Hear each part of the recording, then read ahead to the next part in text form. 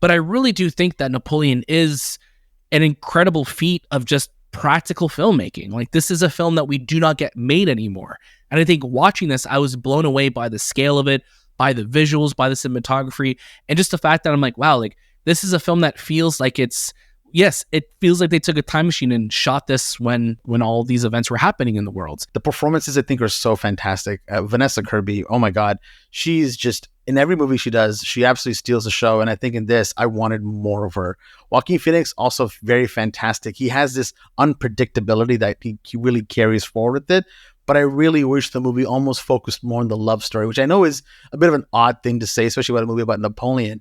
But I think it's the psyche of Napoleon that I was more interested in learning about than anything else. I knew I'm like, this is a Ridley Scott film. And Ridley Scott has issues telling stories, and he's a hit or miss director. And I just couldn't get into Joaquin Phoenix's version of this Napoleon and Ridley Scott's version of Napoleon. There could have been a better way of telling the story. And I knew at the end, it's just, man, it was just a missed opportunity for a great story.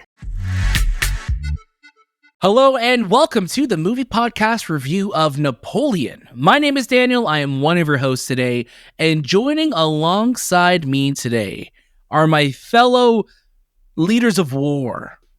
It's Anthony. Peace, no war. Anthony's so chill about it, so he's like, nah, man. Peace always. No war. Shahbaz, how you doing? I love a good Independence Day reference there, obviously. I'm doing great, man. No war here. I mean, there's a lot of war everywhere else, but we're not going to get into that right now. But man, I'm just here for the ride, you know? We're here for the ride. We're here today to talk about Napoleon, which is a film, not the actual person from 300 plus years ago. But this has been a film that we've been long time waiting to talk about. Directed by Ridley Scott. It's going to be releasing in theaters on November 22nd by Sony Pictures and then streaming later on Apple TV+. But we're going to get into that all later. This is the movie podcast. We have so much banter planned for you. Shay, how are you doing? How's life treating you? How's the weather? What's all the small talk that we could get into right now? All small talk Napoleon joke. I was just going to say small talk. That is a very Napoleon joke of you. Man, I've talked about it in the main episode, right? And I talked about it a lot. There is genocide happening. And of course, if you do have the time to do the research, look into it, see what's going out there in the world, because man, it is heartbreaking. And every single day that we're living and doing these things, it really is starting to affect me. And I'm trying my hardest to just power through, talk about these things that we love, because at the end of the day, I don't want to always feel this way, but also not ignore what's happening there. If you've been following me on Instagram and Twitter, I have been talking a lot about it as much as I possibly can and looking to free Palestine. So man, here we go. Let's get to that point. Let's talk about these things, because there's a lot of that stuff happening out right now. And I'm getting a little emotional, so I don't want to go too deep into it, but yeah, that's kind of how I'm feeling right now. Not the greatest, but man, I am excited to talk about this movie at least right now. At the end of the day, Shay, the movie podcast is our show. This is our platform to talk about all the things that matter to us. Be it movies, be it entertainment, be it games, be it a genocide happening on the other side of the world. This is the movie podcast. If you follow us, if you love what we're talking about, if you want to learn more, I can't recommend Shay's socials enough for that. So please educate yourself. Go to his socials. Everything you need is in our show notes below. So go check that out. Hard pivot, because again, we're going to be bringing you all the banter before we get into Napoleon. Anthony, how are you doing today? I'm doing good. It's been a long week. Dude, you look like you're under duress right now. Yeah, you look like. Are you okay? Like, what's wrong? I've never okay? seen you with no expression on your face before. You're like, I'm good. It's been good. What else do you have to say next? It's been a long week, man. We had interviews and reviews, and fuck, man, there's a lot of shit happening. Yeah, you're not wrong, man. You're not wrong. There's a lot happening. You are right. But this is the movie podcast review of Napoleon. I want to say thank you to our friends at Sony Pictures for inviting us to review the film, and for our friends at Apple TV, obviously. Of course, the film is going to be streaming on Apple TV Plus at a later date, but if you want to catch it in the theaters, like I said, it's going to be available November 22nd. So our American friends, if you want to spend your Thanksgiving with Napoleon, why not? the option is there. But the movie podcast, you catch brand new episodes all throughout the week. We have lots of reviews, lots of interviews, and lots of episodes coming your way. Like Anthony said, there is a lot of shit going on here at the movie podcast. So if you want to check out any of our reviews, any of the many interviews that we've been dropping, there are so many to start from, especially our coverage of the Marvels. We have the director, the composer, and the executive producer joining us. Go check out that interview. We had a great time with them. And by now, our review is out. And our reviews out of The Hunger Games, The Ballad of Songbirds and Snakes. So there's lots to listen to on the movie podcast. November has a lot of movies coming your way, so we're going to make sure that we bring you all of the coverage. Now, Napoleon is a film, like I said, it's going to be out in theaters November 22nd. It stars Joaquin Phoenix and Vanessa Kirby, and this has been one that we've been very, very excited to jump into. We don't typically get historical epics like this anymore. So it's really, really exciting that we get to talk about one today. Now, if you want to hear us talk more about this film, or if you want to go check out our interview with the producer of this very movie, make sure you're following us on all social media platforms and go check out all of the incredible episodes that we have out. I want to say thank you to our friend Kevin J. Walsh for joining us, who is the producer of this very film. But let's start talking about it. Anthony, start us off with your first reactions to Napoleon. If Ridley Scott was here to hear what I was about to say, he'd probably tell me to fuck off, because I was really disappointed with Napoleon. I felt like this movie really was underwhelming. It had a lot of potential, and it really was a bore fest. Truthfully, this movie had a very, very good trailer, and I think the trailer got me hooked, and I got really psyched up on watching this film, and I dived into Napoleon, learned his history. I'm like, man, this is going to be like Oppenheimer. I knew I'm like, this is a Ridley Scott film. And Ridley Scott has issues telling stories, and he's a hit or miss director. Napoleon has somewhat interesting battle sequences, but a very boring story.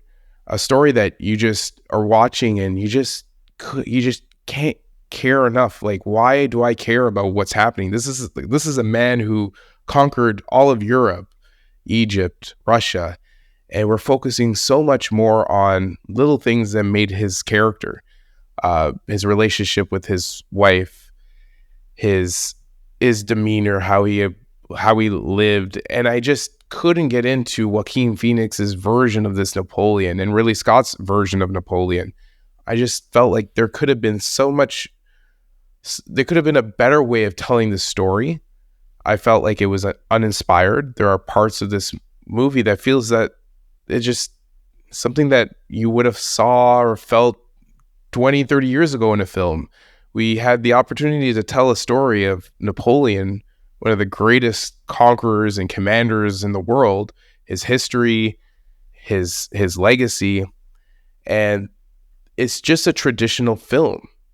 And I was telling you guys, maybe they should have just worked on taking segments of his life and telling the story that way and utilizing that as the main catapult to Napoleon, rather than actually trying to fit Napoleon's life. 20 years, 30 years of being the emperor of France and ruling certain areas of the world in 2.5 hours. I know Ridley Scott says he has 4 hours. I hope he doesn't, because I don't think the 4 hours is needed, because this film felt very, very long. It's a movie that when you're watching, you just can't wait to end. I was so disappointed coming out of it, and I was just shocked that this trailer and everything that led up to it was going to be so great. And I knew from the first 10 minutes there was something off about this movie that I just couldn't put my thumb on.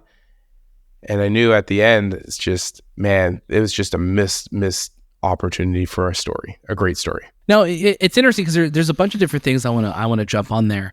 And, you obviously you mentioned Ridley Scott, who you look at, obviously his last, 40 years of films. Yeah, there's definitely hits and there's misses. And you look at a couple years ago with House of Gucci being the film that everybody was waiting for and anticipating, where it was the last duel that was slept on. And we even told the producer of this very film, like, we love that movie. That movie is so slept on and it's not appreciated enough.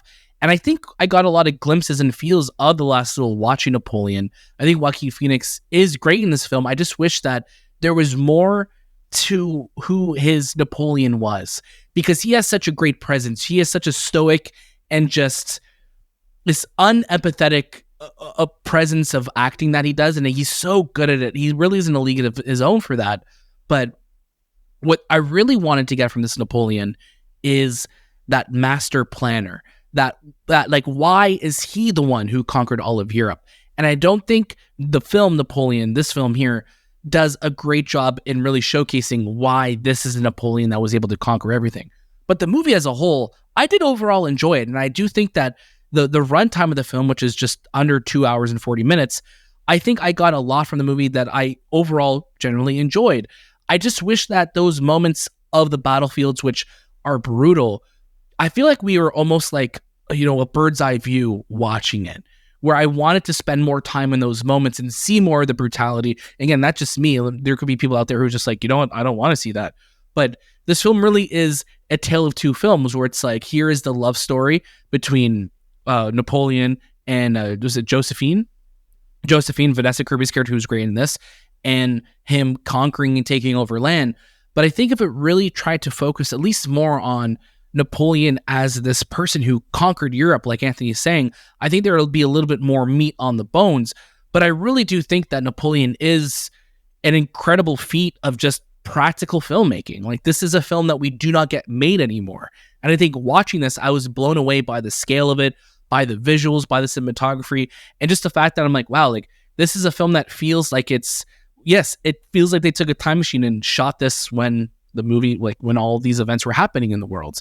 And like I said, like, we don't always get movies like that, because this feels like a film that would have come out in the 90s. We would have had this on 2 cassettes, and we would have watched this in history class every year or something like that.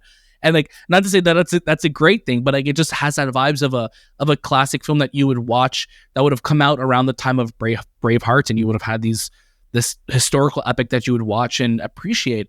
And I appreciate a lot of what this film is going for. I wish it had more of a lasting impression with me. But Shay, please jump in. I would love to hear your first reaction. You know what, Anthony? It's funny. You mentioned Ridley Scott's epics and those movies. And I think one movie that always gets kind of forgotten in his filmography is Robin Hood, which was his big team. There you go, yeah. And reteam with Russell Crowe, coming back from Gladiator. And then that movie also very slept on. When it comes to Napoleon, Daniel, just like you, I enjoyed this film. But Anthony, your criticisms are so valid, because there's a lot about this movie that I'm like, okay, this really worked, but is this how I would have done it?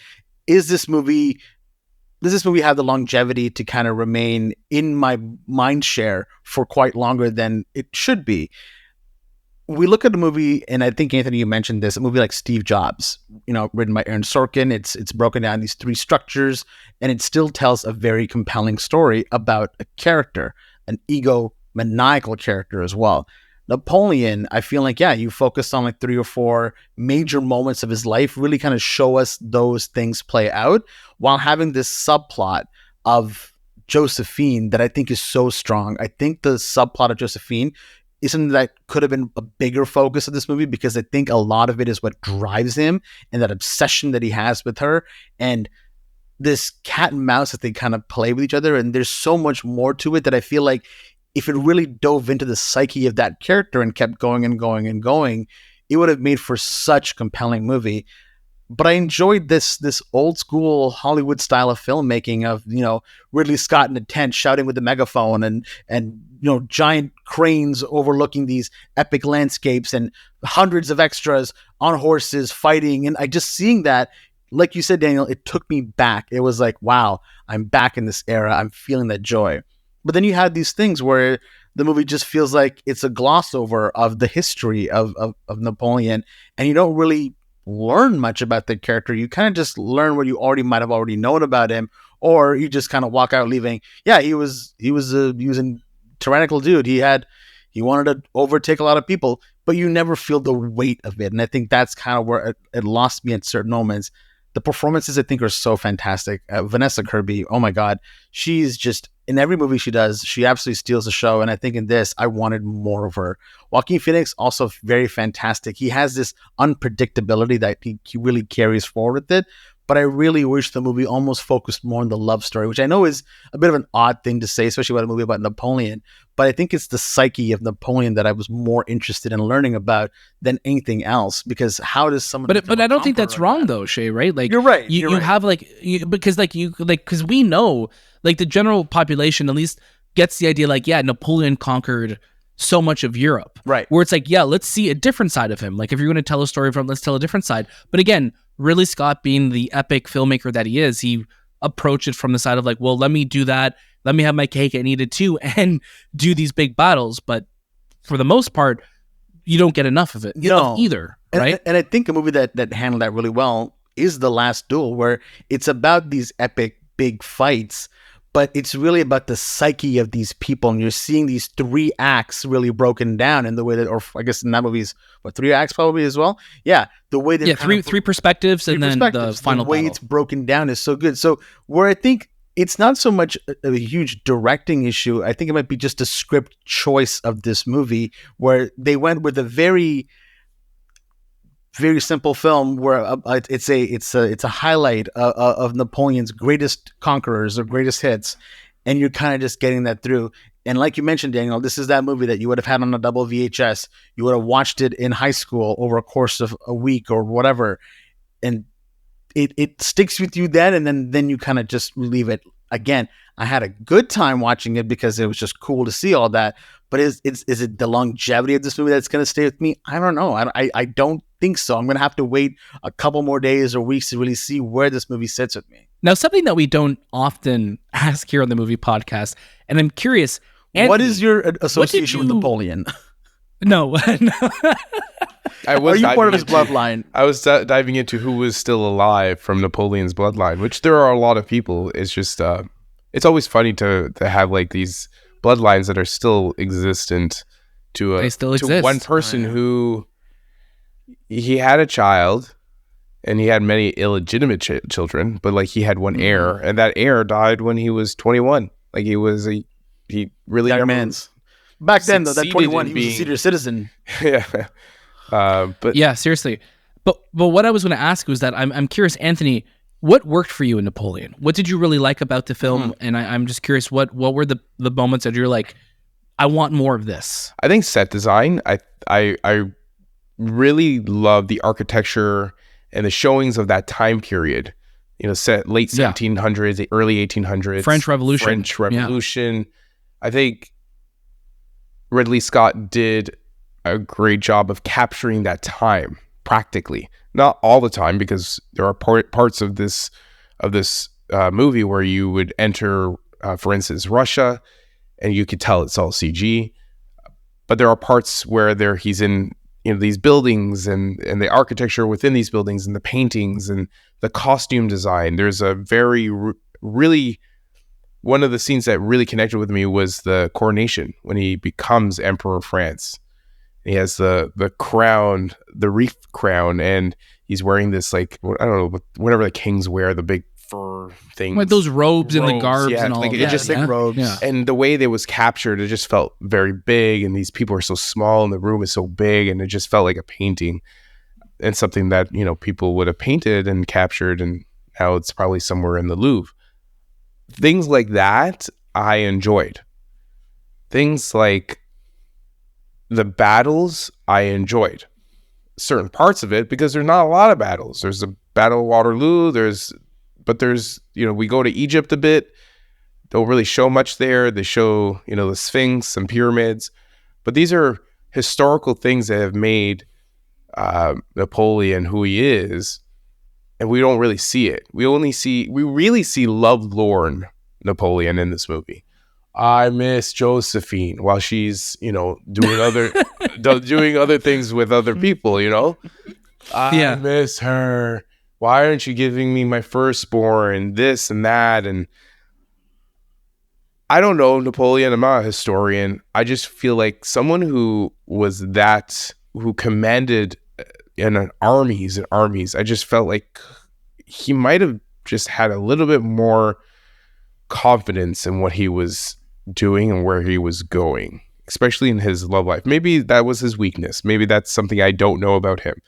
But I just felt like that's that part of the story is where I start to lose hope in who this man was and why should we care to see him on screen. And also Joaquin Phoenix, he has the presence, but the moment he starts talking, it's like Joaquin Phoenix. So you never feel like you're transported to that time period. And I know it sounds weird because a lot of Ridley Scott films have, American accents during time periods where there's no accents that existed at that time. Joaquin Phoenix just plays an American who's playing Napoleon, and that's how it feels. It doesn't really feel like Napoleon. You could put all the uniforms on him, but when he starts speaking, it's like you're supposed to be a French or even like Italian French, like have some sort of unique accent to make you more believable. Now I think you're just playing a part rather than being the part, and that's a big issue with this film as well. There's also a moment in this film where, Napoleon's coming back and he's kind of reclaiming his army. Again, spoilers if you don't know history. If you don't know history. But there's a moment where he's like reclaiming his army and he's asking like an army that's literally pointing a gun at him. He's like, who will stand with me? And then they all start cheering for him and then they join him. And I'm like, and it's a great scene. But again, it's like that moment where like, I just wish there was more to why they love and idolize Napoleon so much, because he was such like a, I think of to like in Oppenheimer, again, a movie that we won't stop talking about here in the movie podcast. No. When they talk about, when Strauss is like, find out where they were stationed. Were they in Chicago or were they part of the cult of Oppie? And it's like, because that Oppenheimer had this presence to him that people wanted to follow him and they wanted to work with him. Where Napoleon, I wanted to be like, why did these soldiers follow him? Because he led so many people to death. And again, that's not a gripe against the movie. That's just the reality. So I'm just curious. I just wish that we got a little bit more of him being the person that the soldiers wanted to follow and seeing that tyrant that took over Europe, because you see it in the eyes of Joaquin Phoenix, who's great in this. But we know the lengths of what we could go and the lengths that Napoleon went to. I just wish that we got more of that tyrant, of that man who's just like, you are so evil. But you want to see that because, again, this is and his namesake is this film. One of the things that you mentioned, Daniel, when we left the movie was Napoleon was known to be such a master strategist, and we only get like maybe one scene of him kind of really plotting or planning, but it's not deep enough. And I think that's the problem with this movie is it's a movie about Napoleon, but it's never deep. It should have been more focused. It should have been deeper. And I'm looking at the writer David Scarpa here, who's written a couple episodes for The Man in the High Castle. He also wrote the Ridley Scott film All the Money in the World, which is famous for its own issues. And then he wrote also The Day the Earth Stood Still, which I was not a big fan of, with Keanu Reeves back in 2008, I believe. It's just there's not much depth to a lot of the movies that he's written, but on top of that, especially with Napoleon, that's the same through line. Like, it doesn't go deep enough into the character. Give me the psyche of this person. If you have a movie called Napoleon, what do I need to learn about Napoleon that I can't just pick up in a textbook or gloss over on Wikipedia? Because the majority of this film is a glossing over a Wikipedia article of like, this is where he attacked, this is what he did, this is how it happened. He was he loved Josephine, kid died, here we go, boom, movie's done. And that's kind of what you get with this. It's just it keeps you entertained for the time being. You're seeing this historic epic. Does it stay longer? And that's the thing that I think I keep going back to is it going to be in my mind share much longer? Okay, say something, because I'm going to bring up the ending. And the ending had such a anticlimactic ending. He just kind of, he has his hat, there's a shot of him from behind, and he kind of falls over, and there's a text that says Napoleon's last words were France, Army, and Josephine. Like, why wasn't that captured on the screen? As kept thinking that as well. We're finalizing his character. Why aren't we seeing that? Why do we see the back of him? Was he just this man? Were they trying to portray him as just a man who was lucky? Like, he just, at the end of his life, he became nothing. And I just felt like we're still talking about Napoleon to this day. And I feel like his legacy has more than just that ending, like, I get what they're trying to portray. And I love that it looks like a hat is sink. The hat is like a boat or a ship sinking. And again, great shot to end on, but it would have been great to hear him say those words too. Because again, like you said, Anthony, it's a lasting impression, right? It's how you leave the theater. What is this movie? It's that rosebud moment, right? Right. Let's get to our final recommendation of the film. Shahbaz, I'm going to get you to start us off. This movie is visually, I think it's a fantastic film. I think in IMAX, it's going to look really, really good as well. But I think based on what you're kind of seeing about this film and based on our discussion of it, it is not something you have to rush out in theaters to go watch. I definitely think that this, when it hits Apple TV Plus, go ahead, put it on, watch it, have a great time with it. I think the Apple TV Plus version might even be a bit longer because he had more to talk about or more to show, Ridley Scott. So there's a lot of great stuff in there. If you really do want to go to that theater experience and you want to go watch the movie, you still can. Obviously, have a good time. Let us know what you thought if you saw this in IMAX. We did not get to watch this in IMAX. I really wish we did because a lot of those moments looked really, really cool.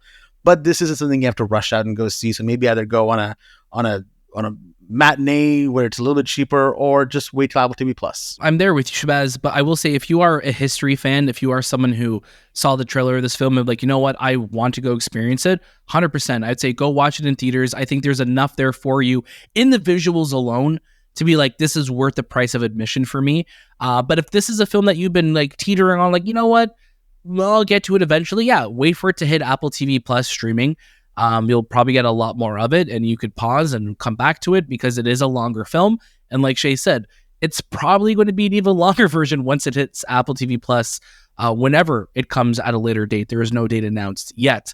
But what I will say is that we don't get movies like this made very often.